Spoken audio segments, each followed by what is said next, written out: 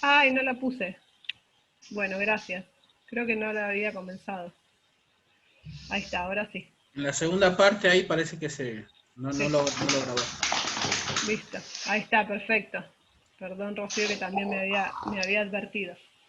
Bueno, entonces, esta primera relación, o por qué se relaciona la sociología con el positivismo, es por su metodología.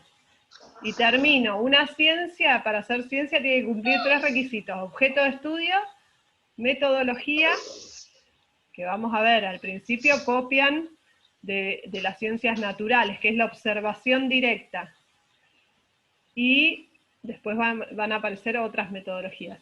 Y por último, para hacer ciencia tiene que tener diferentes paradigmas, es decir, teorías, grandes teorías que sirvan, digamos, que sirvan para distintos modelos, para analizar distintas cosas, y ahí nosotros podemos ir a la teoría sistémica, al utilitarismo, al materialismo histórico, como distintas perspectivas, ¿no? Y la otra razón, que era la más complicada por ahí de relacionar la sociología con el positivismo, es que justo en esa época del iluminismo anterior, donde se empieza a sacar a Dios como explicación de todas las cosas y a poner al hombre, o sea, de ser teocentrista a ser antropocentrista, había una idea de que a través de la razón, sobre todo en el iluminismo, donde empieza a expandirse la posibilidad de estudiar, de conocer, empieza a haber una fe ciega en la razón como capaz de resolver todos los problemas que pueda tener el hombre. ¿Sí? Pero cuando avanza la sociedad, el tiempo, y aparece ya el siglo XIX, tantas problemáticas sociales, empieza a caer esa idea de que hay una razón trascendental que nos lleva a un progreso, que siempre vamos a estar mejor. No, nos damos cuenta que hay progresos, pero también hay involuciones o aparecen determinadas problemáticas que antes no estaban, que no es todo tan lindo con el progreso, ¿no? Entonces, ese positivismo tiene que ver con esto, con supeditar la ciencia a los hechos y no una razón trascendental. Que también esta razón trascendental decía, bueno, lo malo sucede porque es la evolución del hombre es así, y lo malo también está dentro de la filosofía negativa, ¿sí? En decir, bueno, ahora miramos al hombre, pero no todo es tan lindo. Entonces tiene que ver con esto, con contraponerse a este negativismo, ¿sí? Entonces, vuelvo al punto anterior, cuando habla también de la sociología como la ciencia de la crisis. ¿Por qué? Porque nace en el siglo XIX vinculada, yo siempre les menciono, a las revoluciones europeas, que cuáles son las principales anteriores al siglo XIX. Tenemos la Revolución La Francesa y la Revolución Industrial. Francesa, Y la Sí, Industrial. y la industrial, la Revolución Francesa como una revolución Claro, política, ahí es donde, y bueno, la fue todo más industrial que política y la industrial fue más en lo económico, ¿no? burguesía, económico, capitalismo, las Sí. empresas y el proletariado. Y con Gente esas que dos trabaja. revoluciones, todos los reajustes que hay en el orden social. Entonces, la ciencia de la crisis, ¿sí? Y pensar la crisis, al principio hay una respuesta no como algo revolucionario, bueno, la sociedad está en crisis, es la oportunidad para generar una sociedad mejor. No, no, muchos pensadores dicen, bueno, la sociedad está en crisis, esperen, veamos cómo funciona, cuál es el orden de esta nueva sociedad moderna, cuáles son las leyes que se cumplen, ¿sí? Y veamos cómo ajustar o cómo mejorar esos problemas. Y ahí también hacen una metáfora con las ciencias naturales, es decir, si la sociedad es un organismo que también se enferma, que tiene sus problemas. Entonces, con la sociología, así como hacemos con la medicina, vamos a poder entender por qué ocurren esos conflictos y vamos a saber cómo ajustarlos, ¿no? Tener técnicas para ajustar los conflictos. Entonces se piensa la sociología como eso, como una reflexión capaz de dar respuesta a los diferentes conflictos que aparecen en esta nueva sociedad moderna. ¿Sí? Y acá también, antes del proceso de la secularización de las ciencias sociales, con la política, la economía, la sociología, piensen que la modernidad primero, que ahora lo vamos a ver, pasamos de la Edad Media, de ese oscurantismo, de ese teocentrismo, ¿no? Todo vinculado a Dios, a la modernidad, pero hay un periodo en el medio, en la historia europea, que se llama el Renacimiento, donde pasa es este pasaje, son 2 siglos, siglo XV, XVI, que se expresa sobre todo en las artes, pero que tiene que ver con la consolidación de los estados modernos en Europa, ¿sí? Está habiendo procesos de que se forma ya lo que era el feudalismo, los territorios más alejados, con un control militar que en algunas partes ya era casi difuso, y demás empieza a haber una unificación de los distintos principados y estados en naciones, ¿no? Italia y Alemania son justamente los últimos en reunificarse y formarse lo que conocemos hoy como esos dos países, recién en el siglo XIX. Pero tiene que ver con esto que mencionaba, el descubrimiento de América, ¿no? 1492, siglo XV, siglo XVI, todo este intercambio que empieza a haber entre Europa y las Américas, los viajes transoceánicos, lo que les rompía la cabeza, ¿no? La gente que viajaba a América encontraba distintas cosas, volvía a Europa, contaba, llevaban y traían mercancías, empieza a haber una comercialización transoceánica más sistemática en el 1700, ¿no? En el 1600. Todos esos cambios, se está descomponiendo el feudalismo, ¿no? El territorio empieza ya a tener un control, las ciudades, los burgos, sobre todo los mercados cerca de los puertos, empiezan a formarse como ciudades, y eso lleva a una nueva estructura social, ¿no? Aparece el Estado-nación, como yo les decía, ¿sí? Aparece la burguesía, que la burguesía está relacionada al mercantilismo, ¿sí? A este intercambio comercial entre distintos continentes. Los burgueses son los que reciben las cosas que llegan de América, las ordenan y las revenden y después las trasladan a distintos puntos de Europa. Empieza a haber una clase comerciante que antes no existía, antes se trabajaba la tierra, se producía y eso se vendía, se daba el diezmo al señor feudal a cambio de protección, y ahora aparece un nuevo actor social, que es este burgués que lleva y trae, que intercambia y que de hecho saca riqueza de ese intercambio. Antes no había casi intercambio, ¿no? Lo único que se intercambiaba eran las necesidades básicas, los productos artesanales, que eran muy pocos, ¿sí? Entonces aparece esta nueva clase social y después aparece el proletariado de las fábricas, el asalariado, el que trabaja a cambio de un salario y que con ese salario va y compra otras cosas. Ese intercambio, que decíamos que se empieza a complejizar, da lugar al pensamiento de la economía política, ¿no? Antes eran más simples las relaciones sociales, incluso las relaciones económicas, ¿sí? Bueno, si quieren pasamos a la pregunta 3. ¿La leo? Dale, Daniela, dale. ¿Cómo era entendida una sociedad por la sociología clásica? Bien. A mí, por ahí esta pregunta, a mí me pasa con esta materia en particular, como yo estoy allá haciendo filosofía, Ajá. tengo mucha contraposición, entonces hay cosas que por ahí también las estudié, entonces, porque de hecho Foucault es un sociólogo y filósofo, entonces como que estoy... Sí, partida Algunas ahí cosas el como que, pensamiento como mezclada también. claro, como que me estoy haciendo un lío, pero si yo tuviera que analizar más o menos, para mí esta pregunta tiene que ver con un modelo organicista, no sé si Ajá, por bien. lo... Sí, Es lo que dijo recién usted, como se lo trataba de hacer como que era un organismo, estaba enfermo, había que curarlo. Era bien muy de las conservador. ciencias naturales, ¿no? Claro. Y un Yo organismo, creo, recuerden que es un sistema cerrado. claro, Tiene sus partes adentro, sus relaciones y hace que sea una cosa, ¿no? Esta perspectiva de la sociedad. Después Foucault, vamos a ver que no, no, tiene por eso otra perspectiva de la sociedad, ¿no? tomó la forma de estudio de un organismo, decía. Y era conservador y si pasaba algo era como que estaba enfermo, había que curarlo, había que corregir esa anomalía.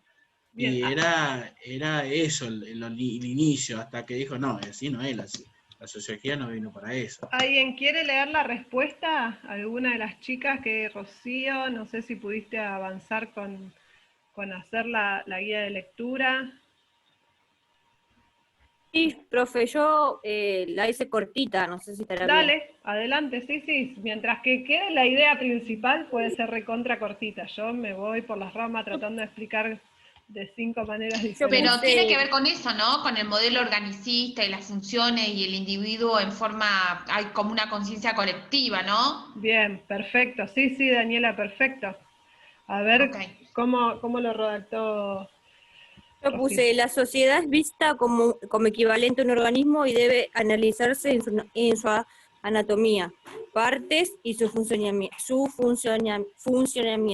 Se buscan remedios aplicables para curar al organismo social, como más o menos lo que decía Bernardino. Perfecto, y lo que está diciendo Daniela, ¿no? Entonces, organicista viene de esto, de organismo, ¿sí? De estudiar a la sociedad, esto, la sociedad, la podemos ver y decir, ahí hay una sociedad, es difícil, pero tratan de copiar a las ciencias naturales y decir, no, bueno, vamos a definir que la sociedad es una cosa y funciona igual que el organismo. Si se puede estudiar el organismo y las relaciones entre los distintos órganos, se puede estudiar la sociedad. Entonces está perfecta tu respuesta, Rocío. La sociedad es lo mismo que un organismo y esta es la sociología clásica de los primeros pensadores, Comte, Durkheim. Vamos a ver. ¿Se acuerdan que yo siempre les hablaba del huevo o la gallina? ¿Qué influye más, el individuo en la sociedad o la sociedad en el individuo?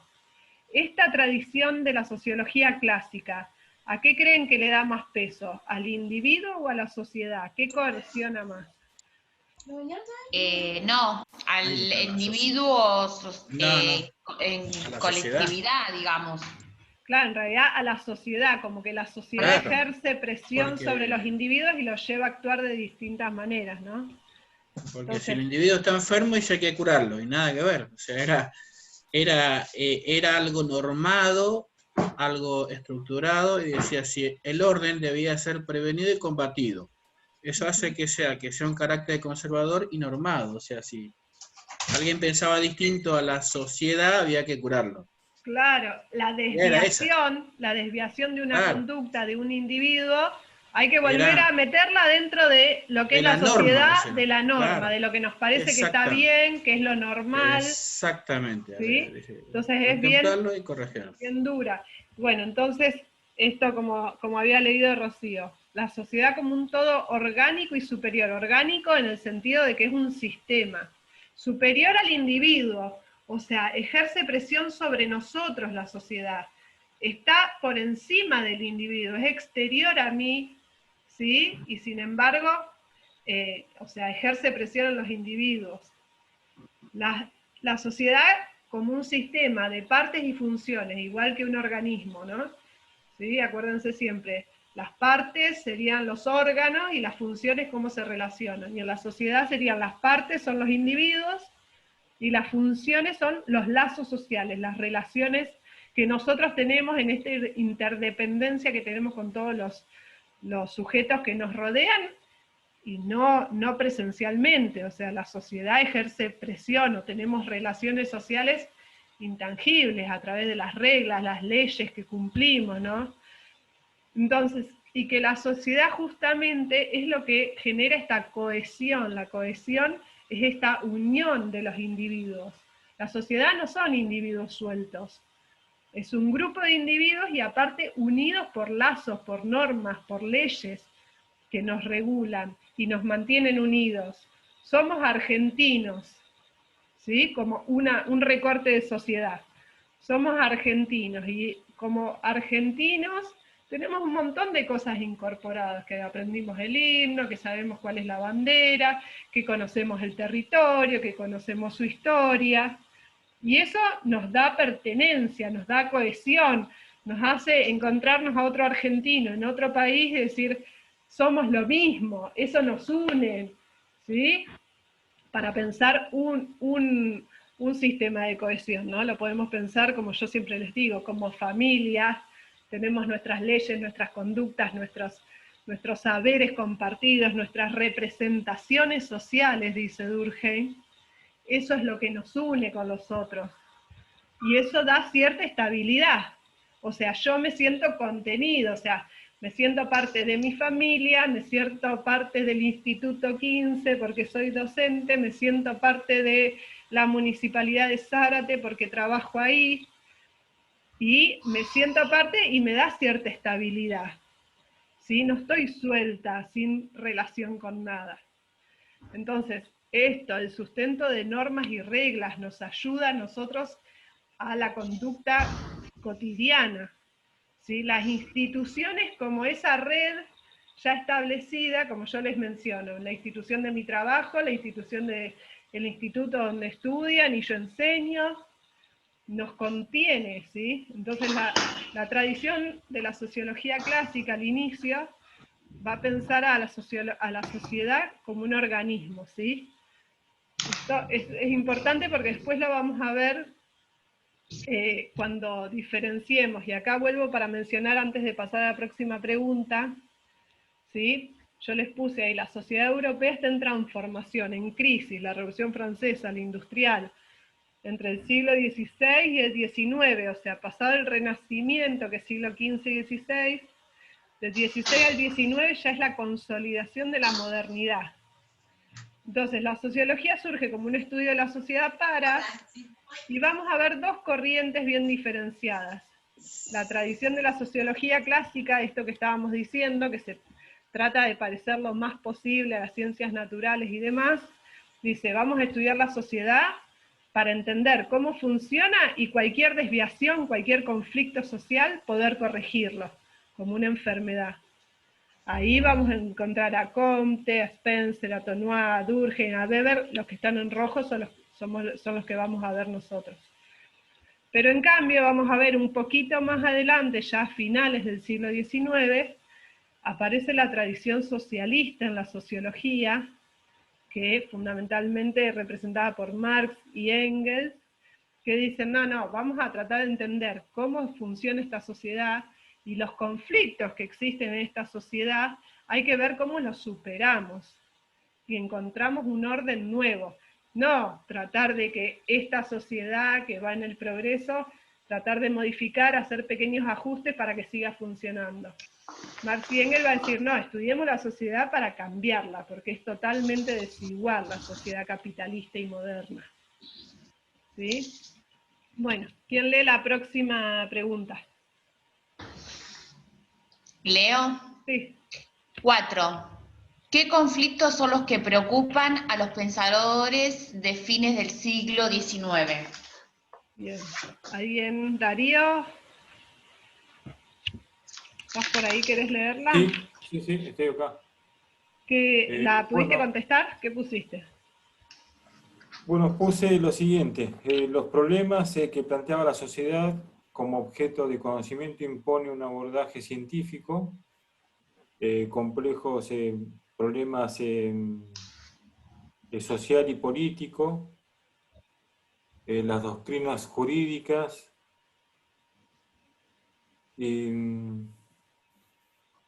bueno, que daban cuenta de los conflictos colectivos impulsados por la crisis de las monarquías y por la revolución industrial. Ese es uno de los conflictos que preocupaban a los pensadores en ese entonces. ¿Qué te quedó? A ver si lo podés explicar con tus palabras. Bien. Bueno, que había, o sea, para los pensadores en ese entonces era como que la sociedad iba avanzando, iba creciendo, ¿sí? Uh-huh. Pero al crecer, digamos, surgían otros tipos de cuestiones, sí, como la industrialización sería. Bien. Como que íbamos avanzando, pero nos íbamos complejizando. Bien, bien. Sí, esto que repetimos todo el tiempo, ¿no? El establecimiento de la sociedad moderna y la complejización ¿se acuerdan la idea de comunidad y su antítesis sociedad?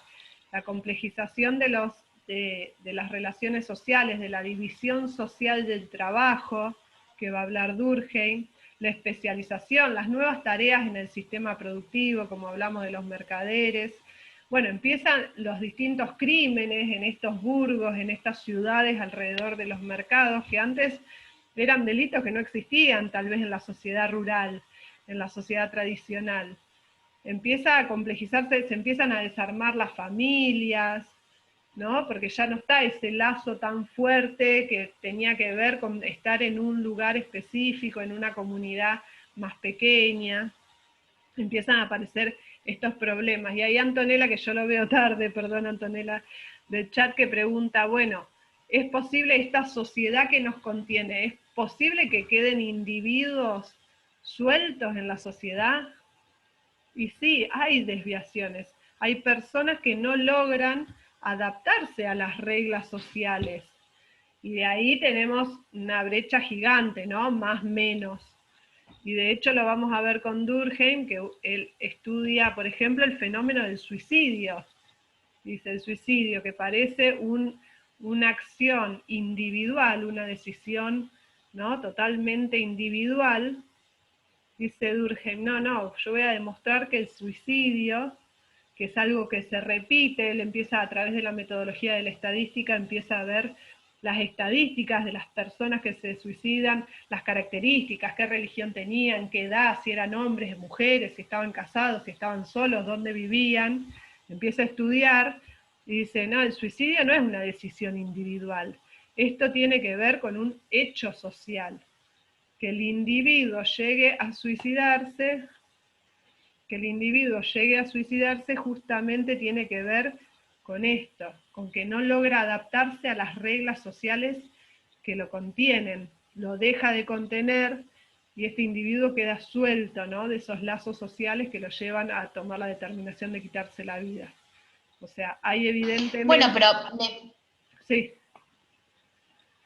No, pero me parece que si lo llevamos un poco a la realidad, creo que también en esta pandemia no se tiene en cuenta que muchísima gente se ha suicidado por esta cosa de que el querer el país o el gobierno de mantener este orden social, mantener a la gente encerrada, ha provocado mucho también, muchos suicidios, digo. Por eso, digo, yo lo relaciono un poco con este autor con eso, ¿no? En la época que estamos viviendo queremos mantener un orden social que ya a esta altura, debido a tantos meses de estar encerrado, provocó como un desorden social y bueno, muchas veces ha provocado esto que no se analiza y no se ve en tele muchos estadísticas de suicidio, ¿no? Claro, no, sin duda, si bien hay factores psicológicos, ¿no? Que también intervienen, desde un estudio social podemos decir esto, que tanto tiempo en casa y que los lazos sociales, no todos se reprodujeron a la virtualidad, como es esto, poder seguir estudiando. Entonces, la gente que deja de ir a un trabajo, que deja de ir a la escuela, que deja de hacer un montón de actividades sociales que lo hacían relacionarse con otros, y está en nuestra naturaleza ser seres sociales, necesitamos agruparnos, es natural que seamos seres sociales, justamente lleva a estos desequilibrios y a que los individuos, al perder esos lazos sociales, no estén contenidos, ¿no? Siempre hablamos de la contención, ¿no? Se habla mucho de los estudios de qué le pasa a cierta franja etaria de niños, sobre todo entre los 5 y los 12 años, creo, qué les implica esta falta de sociabilización, ¿no? Como decís vos, Daniela. Entonces sí, Antonella preguntaba específicamente, ¿puede haber personas que no tengan ese lazo social? Y la verdad es que las personas que tienen esos pocos lazos sociales son las que más en peligro están, yo digo, de caerse de la sociedad, ¿no? De que los perdamos, porque no están contenidos, no tienen un vínculo, una relación para ser parte de esa sociedad. ¿Sí? Bueno, esto que decís, Antonella, ¿no? La abuela que se queda sola, que uno dice, no te puedo abrazar, no te quiero besar porque te cuido, no voy a verte o paso 5 minutos, ¿sí? O sea, genera este corte de los vínculos sociales, Y sí, es peligroso porque el individuo es por naturaleza un ser social, ¿no? Yo les decía al extremo. Somos gestados por otra persona, digamos, desde antes de nuestro nacimiento ya estamos en relación a otro ser, no solo fisiológicamente por el bebé estar en el útero de una mujer, sino justamente se transmite todo lo afectivo, todo lo cultural desde antes del nacimiento, o sea, somos seres sociales. Es difícil, pero bueno, hay que buscar, en el caso de la abuela que mencionaba Antonella, buscar otros mecanismos que hagan que esos lazos sociales sigan vigentes, aunque no tengan que ver con la presencialidad.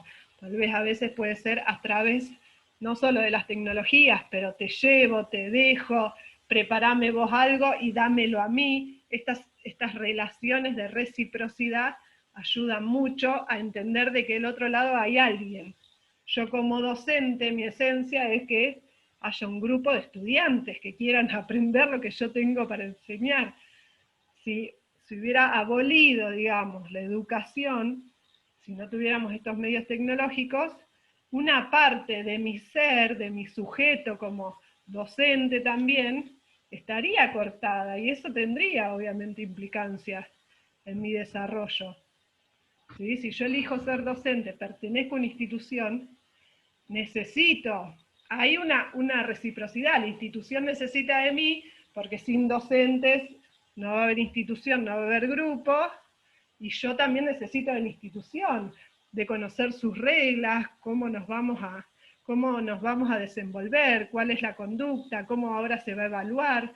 Todas esas disposiciones que sacó el instituto son parte de la institucionalidad que nos contiene. Ustedes tienen que saber, che, ahora que no vamos al instituto, vamos a aprobar, van a ser válidas las materias, todas esas regulaciones que fue sacando el instituto, eran necesarias para todos, porque en abril estábamos todos, ¡ay, qué vamos a hacer!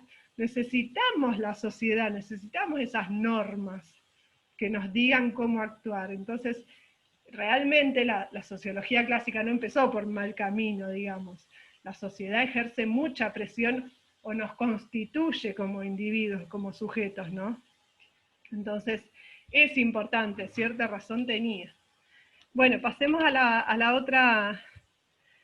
otra pregunta. Después de la sociología clásica, viene la de Comte. Daniela, y creo que la 5, que dice, mencione y explique, a ver. Ah, sí.